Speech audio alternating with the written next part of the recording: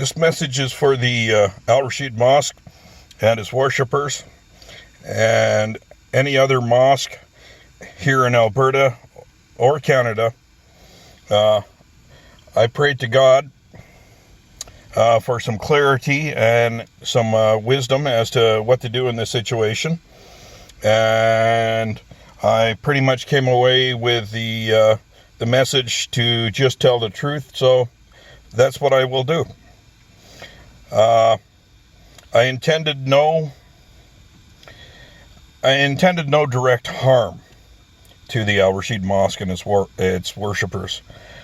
My actions were questionable, I will admit. I definitely did not intend for my comment to be taken as a direct bomb threat on the Al Rashid Mosque. The actual term bombathon is a real thing. It is not Islamic friendly. I apologize for that. I will get into that later. I had no idea that my context would be taken so far out of context that they would imply so much fear and hatred in the community, both the Muslim community and the surrounding community here in Alberta. That is definitely not what I intended. My original intentions were to, well, I will just say it. I was going to use your mosque as an example to point out the hypocrisy and the corruption in our government. Not a nice thing to do. I apologize for that. But that was my original intention. And as I said before, I am telling you the truth. So I hope you believe me when I say that I did not intend to have this explode.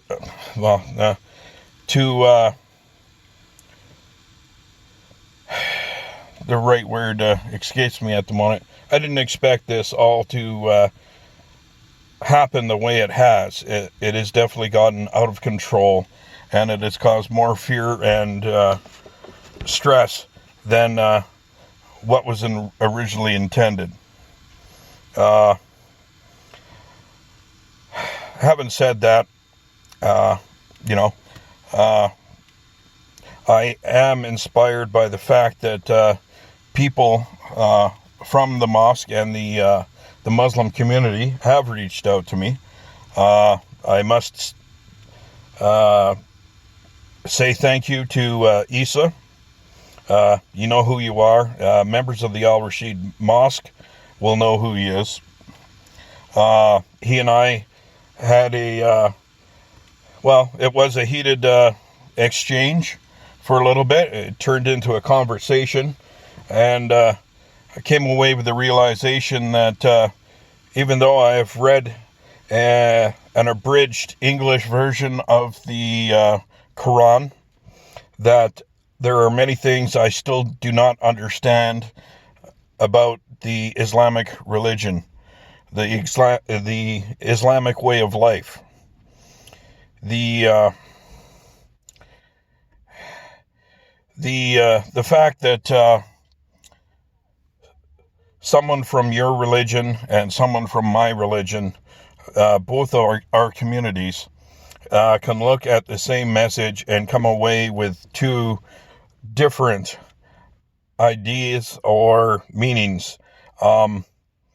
It speaks to the fact that there is still a lot of communication between the Islamic community and the Christian community, the Jewish community, that need to happen so that incidents like this don't happen.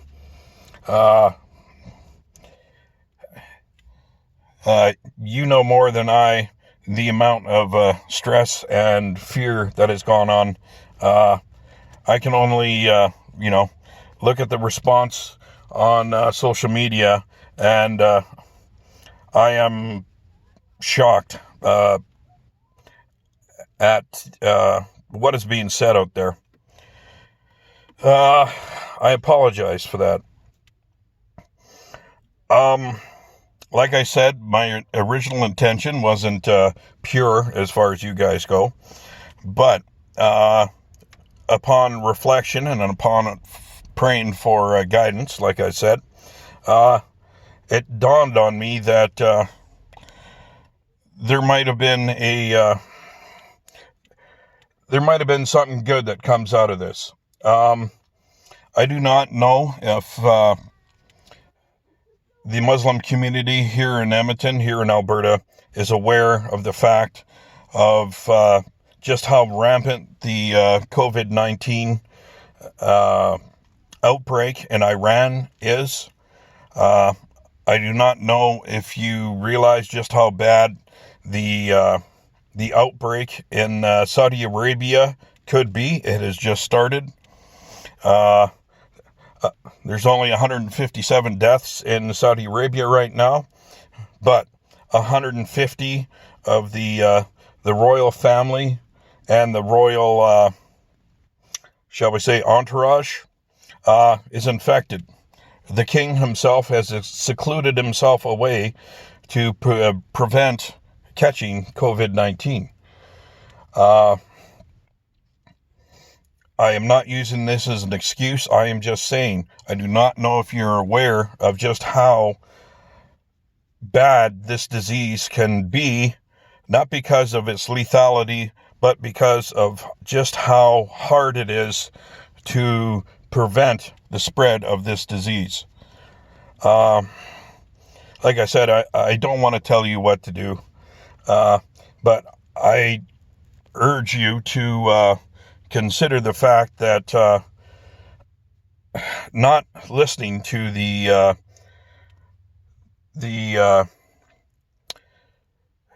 health experts. I really hate to use that word experts, because our health experts here in Canada have been pathetic. The Dana Henshaw here in Alberta, she's actually been doing a really good job. But the outbreaks in both Iran and Saudi Arabia, both, I would say, spiritual centers for the Sunni and the Shiite Muslim community. Neither one has escaped from this.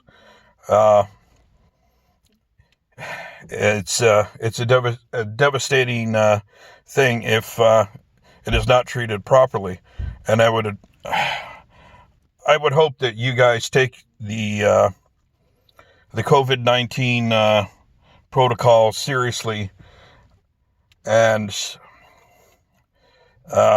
not something that you guys want to go through. Considering what has happened in both the meat packing plants here in Alberta, congregating in large groups, not just at home, in your vehicles, at work, at church. It is just a tempting fate. It's not a good thing. Like I said, I don't want to tell you what to do, but upon praying for insight, it dawned on me that, maybe you guys don't realize how bad this is because just the source of the information. But I pray that you guys take it seriously, because, like I said, the amount of people that have reached out to me from your community has been, has been inspiring. And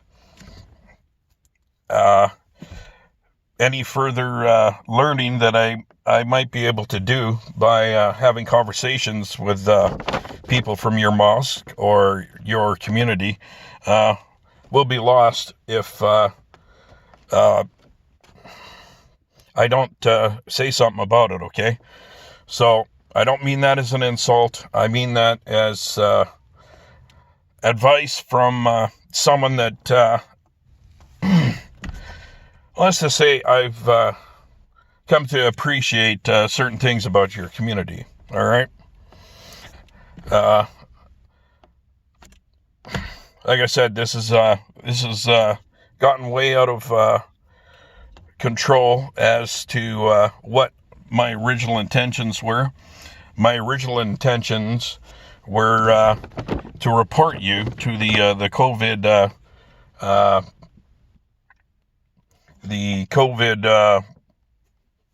violation line. Like I said, to make an example of the corruption and hypocrisy in the government. And also, as I will admit, a little bit of angst and resentment due to the fact that, well, let's face it, you had 33 cars in your parking lot. You do the simple math, that's at least 33 people in your mosque, and the limit is 15. You have all the information on your website. I must say I was impressed on how much information you have on your website.